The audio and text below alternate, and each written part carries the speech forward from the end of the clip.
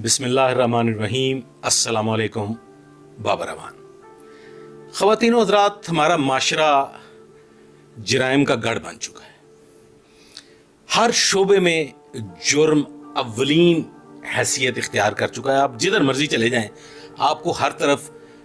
जराइम पेशा बैठे हुए मिलेंगे। खा वो कोई मैकेनिक हजरात हैं, खा वो कोई मिस्त्री हजरात हैं, मतलब हर शोबा है ज़िंदगी में आपको जुर्म जुर्म और जुर्म नज़र आएगा। जुर्म के बढ़ने की और जराइम के सरजद होने की कुछ ना कुछ वजह होती है, और बग़ैर वजह के कोई जुर्म नहीं होता। कभी कभी जो बेरोज़गारी है वो जराइम का बायस बनती है, और कभी कभी माशरती बेरारवी, गलत रवैये और कानून का जो है वो मुल्क में अदम इस्तेहकाम जराइम की बड़ी वजह बनता है। ख़वातीन व हज़रात, जिस टॉपिक पे मैं आज गुफ्तगू करने जा रहा हूँ वो अज़ खुद एक जुर्म है, लेकिन वो बहुत से जराइम की एक बहुत बड़ी वजह भी है। हम चूँकि हिंदू माशरे के ज़ेर असर ज़िंदगी गुजार रहे हैं, लिहाजा जहेज़ की लानत जो है वो हमारे अंदर इस तरीके से सरायत कर गई है कि शायद अब हमारा उससे निकलना, बच निकलना या उससे दूरी इख्तियार करना या उससे उसको ख़त्म करना मुमकिनात में नहीं रहा, बल्कि इंतहाई नामुमकिन हो चुका है। ख़वातीन हज़रात, पहले तो शायद ये वजह थी कि ख़वातीन जो हैं वो सिर्फ़ चूल्हा चौका और घरदारी, अमूर ख़ानादारी की हद तक महदूद थीं, और वो इसके अलावा कोई काम कर नहीं सकती थीं। उनको मौक़े मैसर नहीं थे और ना ही उनको काम करने दिया जाता था, तो लिहाजा वो एक इंतहाई पिसा हुआ तबका था। तो शादी ब्याह के मामलात में हिंदुआना रस्म व रवाज हमारे माशरे में दाखिल हो गए, और ख़वातीन शादियों के लिए लड़कों की ख़रीदारी का रवाज जो था वो आम हो गया, और लड़के जो थे वो बिकने लगे। लेकिन मैं देखने में आया है कि आज भी जो लड़के हैं, जो लौंडे लपाड़े हैं, वो बिकते हैं। लाखों का जहेज, लाखों का खाना, घड़ी पहनाई, जूता चुराई, मक्खन खिलाई, दूध पिलाई, गर्ज के इस तरह की बेशुमार जो खराफात हैं वो हमारे अंदर दाखिल हो चुके हैं। उसके बाद फिर इस तरह मकलावे का खाना है जी, ये जी सवेरे नाश्ता जा रहे हैं जी, दोपहर का खाना जा रहे हैं जी, और जब मंगनी हो गई तो उसके बाद ये जेठ आ रहे हैं जी, जेठानी आ रही जी, ननान आ रही जी, पड़वैया आ रहे हैं जी, पड़वैये दी फूफी आ रही जनाब। ये सारी की सारी चीज़ें इस तरीके से रवाज पा चुकी हैं कि जो लड़की वाले बेचारे वो अपने मुंह पे एक जाली सी झूठी सी मुस्कुराहट लेके उन सबको वेलकम करते हैं। और फिर वक्त आ जाता है जनाब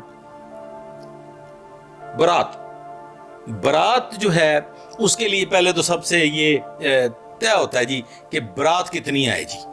और जी 200 तो साढ़े रिश्तेदार ही बन जाते हैं ना। वो पता नहीं कहाँ कहाँ से रिश्तेदार जन्म ले लेते हैं, जो शायद कभी कोई पानी पूछने का रवादार नहीं होता, उसका नाम भी फहरिस्त में शामिल करना पड़ता है। और 200-250 बिल्कुल घट कर दिया 200-250 दी बरात जड़ी है वो कुड़ी वाले दे घर टुकदी है। फिर जोड़े कोड़े, ननान का जोड़ा है जी, पणवैये का जोड़ा है जनाब, फलानी वड्डी फूफी का जोड़ा है जी, दादी का जोड़ा है। यानी कि जोड़े देते देते, खाने खिलाते, मकलावे शकलावे करते कराते, ब्यूटी पार्लर्स के अखराजात, फोटो शूट के अखराजात वगैरह वगैरह वगैरह वगैरह, और फिर अब तो और बेशुमार खराफात जो हैं वो जन्म ले चुकी हैं। पहले कोई ढोलकी शोलकी बजा लेते सी, अब जनाब अब शावर्स होने लग गए हैं। ये जी ब्राइडल शावर हो रहा है जी, दुरफड़े मुंह यार, व्हाट अ ब्राइडल शावर। फिर उसके बाद जनाब अब वो क्या संगीत है जी, हूँ फिर कोई पता नहीं कोई आंगन रख लिया गया। मतलब ऐसी ऐसी बेहुदा रसूमात जो हैं वो शादी ब्याह में दाखिल कर दी गई हैं कि लगता है कि गोया कोई हिंदी फिल्म या वो एक किसी ज़माने में एक टीवी सीरियल हुआ करता था, सास भी कभी बहू थी, वो पता जी उसकी शूटिंग हो रही है। بالکل ویسے ہی جیسے کسی ایک 5 سٹار مووی مغل اعظم کی شوٹنگ ہوتی ہے، ویسے ہی کیمرے لگتے ہیں، ویسے ہی لائٹنگ ہوتی ہے، اور وہی ساری کی ساری خرافات جو ہیں وہ اس میں داخل ہو کے ایک فلم بندی کا سین بنتا ہے، اور پورے اس کے پراپس، اور پھر اس کا ڈائریکٹر، پھر اس کے اسسٹنٹ ڈائریکٹر، پھر اس کے پروڈیوسر، مطلب یہ سارے کے سارے ایک بچی کی شادی کی تیاریوں میں یہ ساری خرافات کا سامنا ہوتا ہے، اور بالآخر وہ بچی کا باپ جو ہے وہ اس کا جنازہ پڑھا دیا جاتا ہے۔ وہ بیچارہ باقی ماندہ زندگی قرضوں کے بوجھ تلے دبا ہوا اپنے قرضوں کی ادائیگی کرتا ہے، اور پھر اس کے بعد ایک وقت آتا ہے خواتین و حضرات،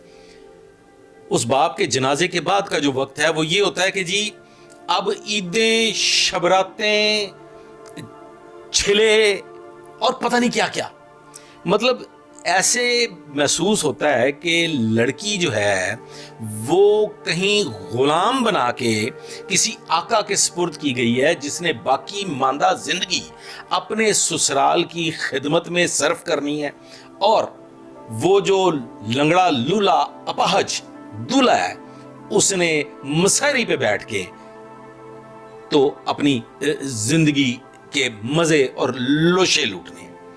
حیرت کی بات یہ سانو نہیں کو لبایا ہو جائے ویسے، کیونکہ ساری خواہشات شامل نہیں سی، اور ویسے بھی اگر شامل بھی ہوتا تو ساڈا تا نہ کوئی سالہ مددگار، نہ کوئی اور دیگر سجے کھبے مددگار، لیکن اب کے دور میں دیکھنے میں یہ آیا کہ جناب سالے جو ہیں وہ بطور غلام نوکریاں کر رہے ہیں جی، اپنے پنویاں دے وہ کھاتے پورے کر رہے ہیں، اور جو بہنیں ہیں دلہن کی وہ الگ ایک عذاب میں مبتلا، اور انہوں دی ماں ایک الگ عذاب چ مبتلا، سسر بیچارہ جڑا ہے الگ عذاب چ مبتلا، یعنی کہ لڑکی کو ایسے غلام بنا دیا گیا ہے ہندوانہ رسم و رواج کے زیر اثر کہ نکاح دنیا کا مشکل ترین کام ہو گیا۔ خواتین و حضرات، اب لڑکیاں لڑکوں سے زیادہ کماتی ہیں، لڑکے لڑکیوں کے مقابلے میں کم کماتے ہیں، تو پھر ہونا تو اب یہ چاہیے کہ لڑکیاں جو ہیں وہ اب اس پوزیشن پہ آئیں جس پوزیشن پہ کبھی لڑکے تھے، پورا پورا گھر چلاتی ہیں، اپنے خامندوں کو پالتی ہیں، تو پھر اب ہونا یہ چاہیے کہ اب لڑکے جو ہیں وہ اس پوزیشن پہ آئیں جس پوزیشن پہ اس وقت لڑکی ہیں، یا پھر کاش ہم مسلمان ہیں تو ہم ہندوانہ رسم و رواج سے نکل آئیں اور ایک مسلمان معاشرے کا قیام عمل میں آئے، اور نکاح کو آسان بنایا جائے، اور معاشرے سے برائیاں، بدکاریاں، خباثتیں جو ہیں وہ ختم ہوں،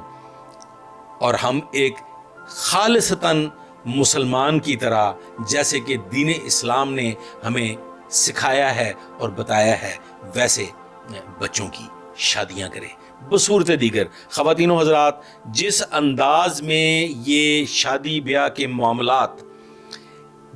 باقاعدہ ایک لکھا پڑا جرم بنتے چلے جا رہے ہیں، بلکہ اب یہ ایک اغوا برائے تمام بنتے چلے جا رہے ہیں، بلکہ اب تو شادی کے معاملات جو ہیں وہ ایک مسلح ڈکیتی کی شکل اختیار کر چکے ہیں، تو آنے والے وقت میں یہ اور پرتشدد اور ظالمانہ ہوتے چلے جائیں گے کہ پھر بیٹیاں گھروں میں بیٹھی بیٹھی بوڑھی ہو جائیں گی۔ تو میرا یہ خیال ہے کہ اب خواتین کو بھی اس پہ سوچنا پڑے گا، اور خاص طور پہ خواتین کو اس پہ سوچنا پڑے گا، کیونکہ اس خرافات کی، اس ظلم و زیادتی کی بڑی وجہ، بلکہ اولین وجہ صرف اور صرف عورت ہے۔ آج تک کے لیے بس اتنا ہی، آئندہ کے لیے میرے ساتھ رہیے گا، دعا میں یاد رکھیے گا۔ اللہ حافظ۔